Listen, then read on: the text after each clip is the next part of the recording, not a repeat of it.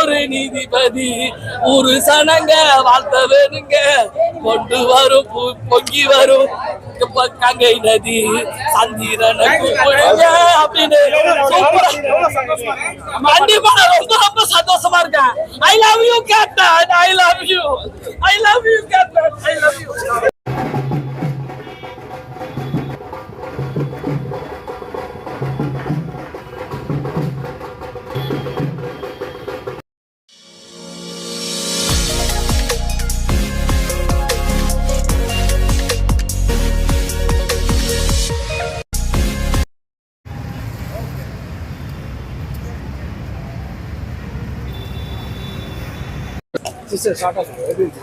வேற லெவலில் இருந்துச்சுண்ணா. மாஸ் சண்முக பாண்டியன் மாஸ்ண்ணா.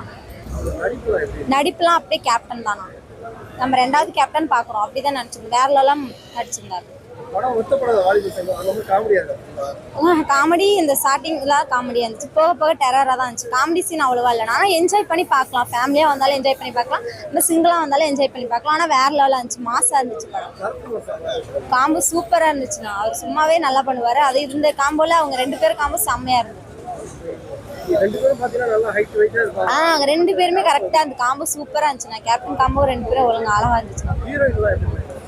ஹீரோயினே ஓரளவுக்கு நல்லா தான். இந்த படம் ஓகேண்ணா. ஃபேமிலியோட வந்து பார்க்கலாம். நாங்க ஃபேமிலியா தான் பார்க்கறோம். Thank you. எங்க கேப்டன் சண்முக பாண்டியன் வந்துட்டாருடா. Okay super. இப்ப கேளுங்க, படம் வேற லெவல்ல இருக்கு. ஒரு பருத்தி வீரன் கண்டென்ட் மாதிரி உண்மையான கதை. 12 ஊரு வந்து தண்ணி வாய்ப்பு இல்லாம இருந்தப்ப உண்மையாலுமே அதாவது ரொக்கப்புலி மாதிரி ஒரு பெரியவர் வாழ்ந்திருக்கிறாரு வேலூர் அந்த சுத்துப்பட்ட வருஷநாடு கிராமங்கள்ல. அவர் வந்து 12 ஊரை வந்து காப்பாத்துறாரு. அதாவது தண்ணி இல்லாதப்ப ஒரு குடும்பம் ஒரு ஊரு கஷ்டப்படுறத 12 ஊரு கஷ்டப்படுறத ஒரு ரொக்கப்புலி காப்பாத்துறாரு. அந்த ரொக்கப்புலி எடுத்த சொக்க தங்கன்னா நம்ம வந்து பாண்டியா வந்து சண்முக பாண்டி நடிச்சிருக்கு. படம் சூப்பரு. அதாவது எங்கெல்லாம் வந்து மனுஷன் வந்து இறங்கி வருவானா அந்த இறக்கத்துக்கு முன்னாடிதான் இறங்கி வருவான்னு சொல்லுவாங்க. அப்படி படத்தை வந்து சிறப்பா எடுத்து வச்சிருக்காங்க. கடைசி ஃபைட்லாம் 10 கேப்டனை பார்த்த மாதிரி இருக்குது. எத்தனை கேப்டனா? 10 கேப்டனை பார்த்து இருக்குது. ஃபைட் சூப்பர், ஆக்டிங் சூப்பர், இறக்கம் சூப்பர், அழுக சூப்பர், இமோஷனல் சூப்பர், எல்லாமே கலந்ததுதான் அப்படின்னு சொல்ற மாதிரி. ஒரு பகத் சிங் அவரும் ஒரு சுபாஷ் சந்திர போஸ் அவரும் கடைசியா எங்க கேப்டனும் பாட்டோட உள்ள வந்துட்டாருடா. அந்த மாதிரி படம் சூப்பரா இருக்கு.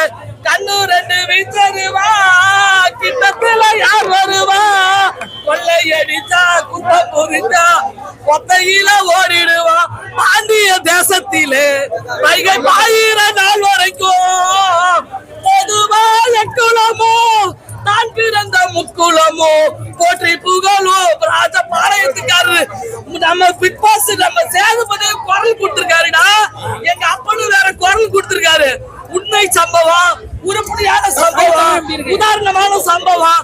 கண்டிப்பா கேப்டனை நீங்க வாழ வைக்கணும்னா சமூக பாண்டியன் நடிச்ச இந்த படத்தை கொம்பு சீவு காளையா, அதாவது கோயில் காளை பெத்தெடுத்த கொம்பு சீவு காளையா சமூக பாண்டிய சூப்பரா நடிச்சிருக்கு.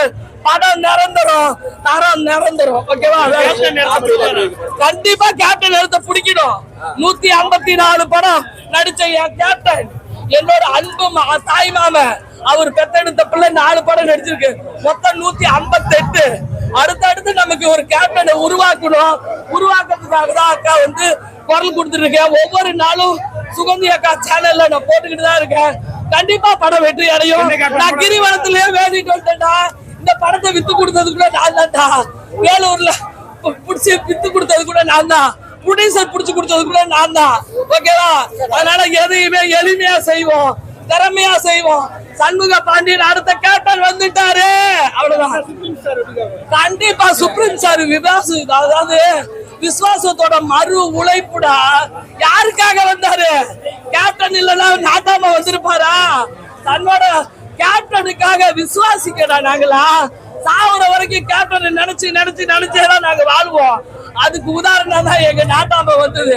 சூப்பரா படிக்காரு.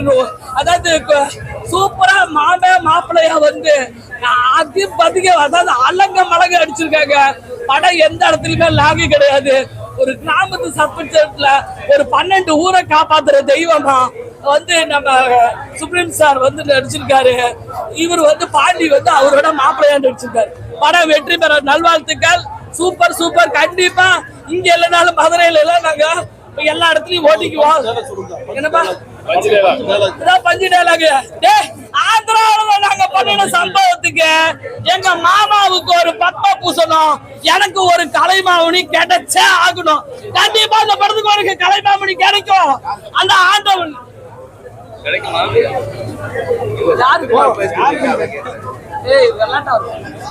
கண்டிப்பா என் பையன் சமூக பாண்டியனுக்கு கலைமாமணி விருது அந்த அண்ணாமலையார் அருளால உனக்கு கிடைக்கும்டா. ஓகேவா? பஞ்சு டைலாக் வேற ஓகே. சூப்பரா இருக்கு. அதாவது சின்ன வயசுல அவரோட பாட்டை மட்டும் போட்டிருக்காங்க. ஓகேவா? கண்டிப்பா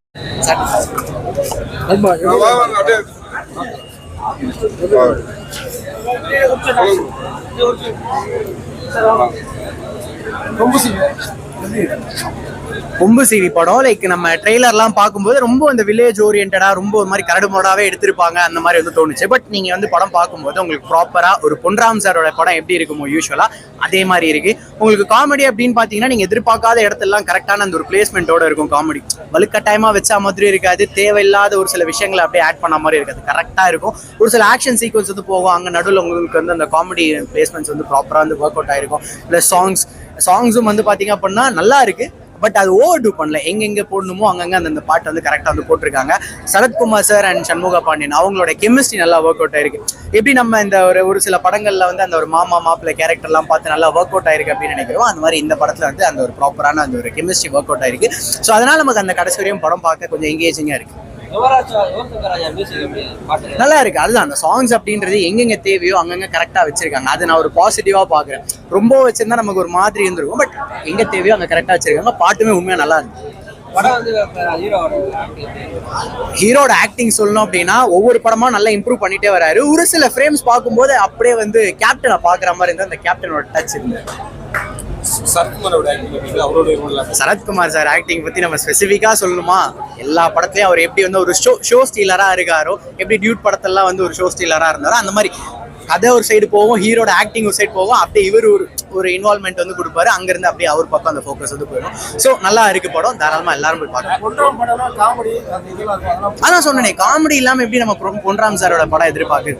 கரெக்டான பிளேஸ்மெண்ட்ல வந்து வச்சிருக்காங்க. அதாவது ஒரு போலீஸ் ஸ்டேஷன்ல போய் நல்லா அடி அடிக்கிற மாதிரி இருக்கும், திடீர்னு பார்த்தா அங்க ஒரு காமெடி பிளேஸ்மெண்ட் வந்து இருக்கும். ஸோ அந்த மாதிரி நம்ம பொன்ராம் சாரை யூஸ்வலா நம்ம என்னென்ன பாக்குறோமோ அது எல்லாமே இந்த படம். ஃபேமிலி ஆடியன்ஸ்க்கு ஏற்ற படம் தான். ஃபேமிலி ஆடியன்ஸ் தாராளமா வந்து பார்க்கலாம்.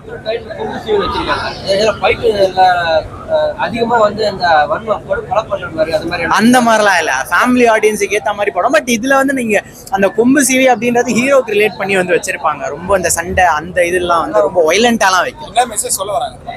இப்ப நான் என்ன மெசேஜ் சொல்ல வரேன் அப்படின்னா அந்த கதையை தான். பட் என்ன மாதிரியான நல்ல விஷயங்கள் சொல்லியிருந்தாங்க அப்படின்னு பாத்தீங்கன்னா, இப்ப இந்த விவசாய நிலம்லாம் இருக்கு இல்லையா, அங்க வந்து அந்த நிலத்துல வந்து தண்ணி எல்லாம் வந்துருது. அந்த மழை காலத்துல அவங்க எப்படி சஃபர் ஆகுறாங்க, அதை வந்து ஹீரோ அண்ட் நம்ம சரத்குமார் சார் எப்படிலாம் வந்து காப்பாற்ற ட்ரை பண்றாங்க, அந்த மாதிரியான விஷயங்கள்லாம் வந்து சொல்லியிருக்காங்க. சண்முக பாண்டியன் அவருக்கு ஹிட் கொடுக்குமா அப்படின்னு கேட்டா இப்பதான் ஒவ்வொரு படமா பண்ணிக்கிட்டு இருக்காரு. இந்த படம் இப்ப நான் பார்த்து எனக்கு பிடிச்சிருக்கு. அந்த மாதிரி எல்லாரோட இது பார்த்தா தான் வந்து சொல்ல முடியும். பட் நல்ல ஒரு சியரிங் இருந்துச்சு, ஃபர்ஸ்ட் டே நல்ல ஒரு க்ரௌட் இருந்துச்சு, அது அப்படியே நல்லா போச்சு அப்படின்னா மேபி ஹீரோயின் நல்லா பண்ணியிருக்காங்க.